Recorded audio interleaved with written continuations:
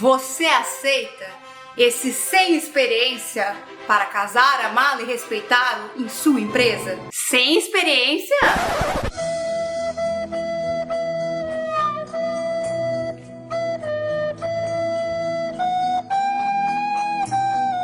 Afinal, é possível conseguir um emprego mesmo sem ter nenhuma experiência profissional? No vídeo de hoje eu vou mostrar que sim, é possível conseguir um emprego mesmo que você não tenha trabalhado na área. É esse o tema do vídeo de hoje. Primeiro de tudo, um fato: o mercado de trabalho nunca esteve tão aberto para contratar pessoas mesmo que não tenham experiência nenhuma na área em questão. Isso mesmo que você ouviu. Mas eu não vou jogar esse fato aí só para você não. Bora entender a lógica por trás, por que isso está acontecendo no mercado de trabalho? Uns anos atrás, mais ou menos uns 10 anos aí, a gente dizia muito assim, a gente ouvia muito, né, o mercado de trabalho falando assim: você vai ser contratado pelas suas habilidades técnicas, demitido ou promovido pelas suas habilidades comportamentais. Quem é da minha época já ouviu isso daí. Passaram-se uns anos e aí a gente começou a ouvir o seguinte: olha, a gente vai te contratar pelas suas habilidades técnicas, mas as comportamentais também são importantes. E aí veio a pandemia e fez uma ruptura no processo seletivo e disse o seguinte: olha,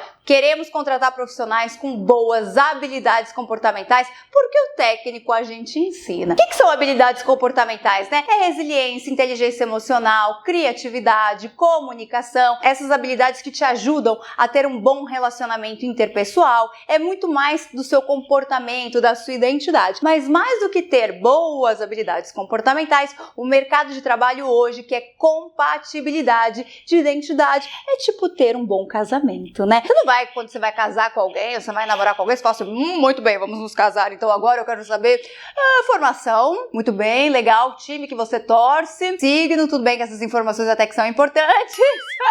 Mas mais do que isso, você quer saber a essência dessa outra pessoa, né? Quais são os valores que essa outra pessoa tem, como que é o ritmo dessa pessoa, porque se é uma pessoa muito baladeira e você não é, essa pessoa baladeira, você sabe que isso não vai rolar, vai ser difícil. Você quer entender o futuro dessa pessoa, você vai casar com alguém, você precisa saber, essa pessoa quer ter filhos ou não? E aí, eu quero ou não quero ter filhos? Como a gente consegue se imaginar num futuro juntos? Esse tipo de análise que é importante para que a gente tenha um bom casamento é o tipo de análise que o mercado de trabalho está fazendo para contratar a pessoa ideal para a vaga. Então, tudo bem que vocês vão olhar em anúncios de vaga que muitas delas ainda pedem experiências, mas muitas já não dizem mais. Dizem só experiência desejável, mas começa a falar o que é a identidade da empresa primeiro, começa a falar como é que é o dia de trabalho da empresa antes, e aí depois fala o que exige de experiência. Se falar isso, né? Algumas nem estão colocando mais isso, porque elas querem entender exatamente se vocês combinam. É como se as empresas hoje estivessem dizendo assim: olha,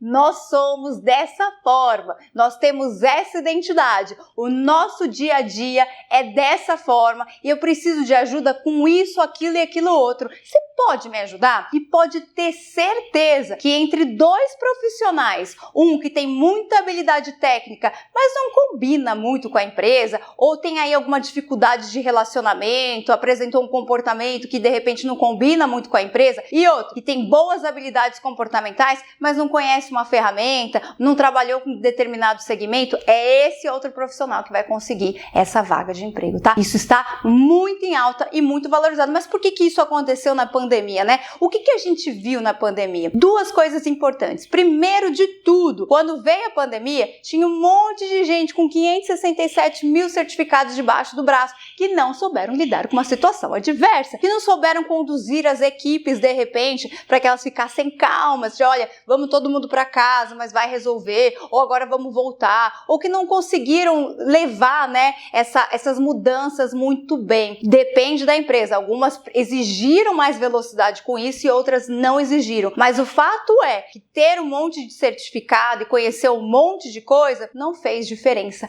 na hora de se adaptar a essa nova realidade. E o segundo ponto é que o Brasil, como eu venho dizendo para vocês há muito tempo, é um dos países que mais sofrem com depressão e ansiedades causadas pela vida profissional. E um dos motivos mais fortes dos profissionais se sentirem assim é um gestor ruim. Quem aí já teve um gestor ruim? Escreve aqui nos comentários para mim. Quem já teve um gestor que, sei lá, tratava mal, não tinha tato para lidar com você, não conseguia te fazer se envolver nas metas da empresa, não conseguia te motivar, não te ouvia, e você acabou pedindo demissão não da empresa que você trabalhava, mas do seu gestor. Muito comum aqui no Brasil as pessoas pedirem demissão do gestor e não da empresa. Então as empresas podem estar perdendo talentos por falta de boas habilidades comportamentais dos gestores. Nada melhor do que contratar profissionais com boas habilidades comportamentais e com uma identidade compatível com a empresa e promovê-los depois. Não é uma boa ideia isso? Então, se você entende essa lógica, se você entende o que está acontecendo, você vai ter muito mais facilidade para conseguir um emprego, mesmo sem ter experiência. E você pode procurar, não precisa só acreditar no que eu estou falando, não. Olha o anúncio de vaga da Stone, por exemplo. A Stone diz assim: requisitos, não temos requisitos, queremos alguém que combine com a nossa vaga. L'Oréal fez um anúncio falando muito mais, queremos alguém que tenha os mesmos valores, o mesmo perfil, a mesma identidade que a gente, e aí coloca lá, requisitos desejáveis. Magazine Luiza vem com anúncios de vaga maravigoldes. Adoro os anúncios do Magazine Luiza, até uso nas minhas aulas de mentoria, quem é meu aluno sabe. Eles começam falando muito da identidade deles. Olha, a gente é um puro ragatanga, a gente trabalha duro, a gente usa fantasia, a gente comemora, a gente não tem medo de errar, a gente quer mais que todo mundo tente fazer coisas diferentes, e aí depois a gente vê o que acontece. Olha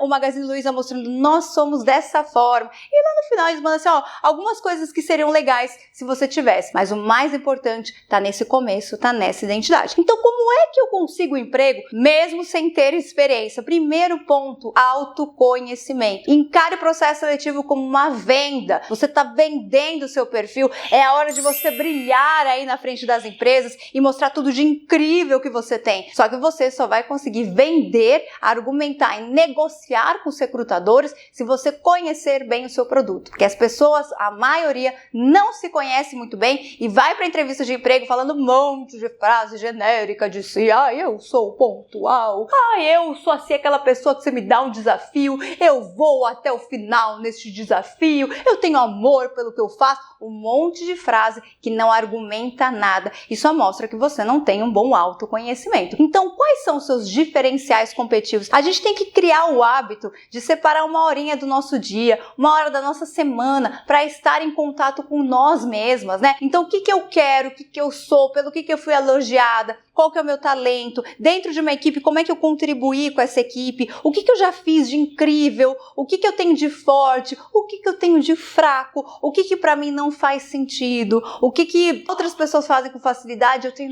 muita dificuldade para fazer isso. Você precisa se conhecer. Esse é o primeiro ponto. Um segundo ponto para você conseguir um emprego sem experiência é conhecer o mercado, porque a gente só vende um produto que a gente conhece se a gente também conhece quem é o comprador, quem se interessa pelo nosso produto. Eu vejo aí muitos profissionais, principalmente nos meus cursos, nas mentorias, indo para um ensaio de entrevista de emprego só preocupado em falar de si. Então é praticamente uma declaração de amor a si mesma, né? E fala de si, e fala.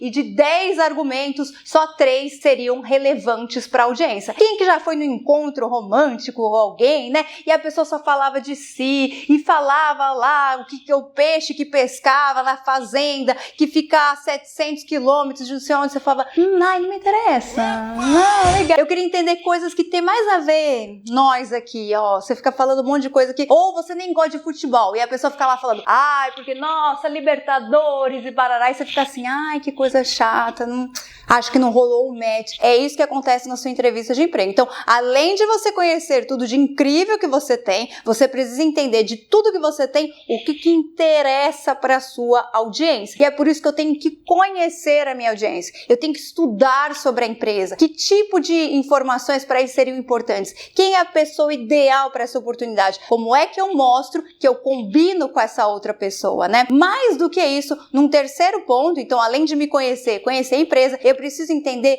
quais são os desafios que a empresa está passando hoje. No anúncio de vaga, eu consigo enxergar lá quais são os problemas, né, que eles querem que eu ajude a resolver. Se eles estão com o processo seletivo em aberto, é porque eles têm uma situação que precisa ser desenvolvida, eles precisam de um suporte, eles estão com uma dificuldade, estão com um problema e precisam de alguém para ajudar. Começa a treinar essa visão de olhar para um anúncio de emprego, entender assim, qual problema eles precisam de ajuda? Qual resultado eles gostariam que eu ajudasse a resolver? Como que eu posso contribuir com isso? E aí, num último passo, depois de estudar todas essas informações, fazer um dossiê mesmo, eu vou preparar as minhas argumentações que estarão no meu currículo, no meu LinkedIn, no meu discurso de apresentação pessoal, nos meus argumentos da entrevista de emprego. Eu vejo muita gente falando, Carol, o que eu respondo nessa pergunta? As pessoas querem coisas mais fáceis, né? Ai, o que eu faço aqui? O que eu preencho aqui? Dá um exemplo de frase para eu colocar no meu resumo. Não é assim, não é sobre isso. É sobre você entender quem você é e posicionar o seu produto, né? A sua venda pessoal para o mercado de trabalho com informações que são relevantes. Esse é o caminho, esse é o processo do que você tem que fazer. Se eu não tenho experiência profissional, o que eu posso falar? Eu posso pegar uma experiência acadêmica, por exemplo, eu vejo que essa empresa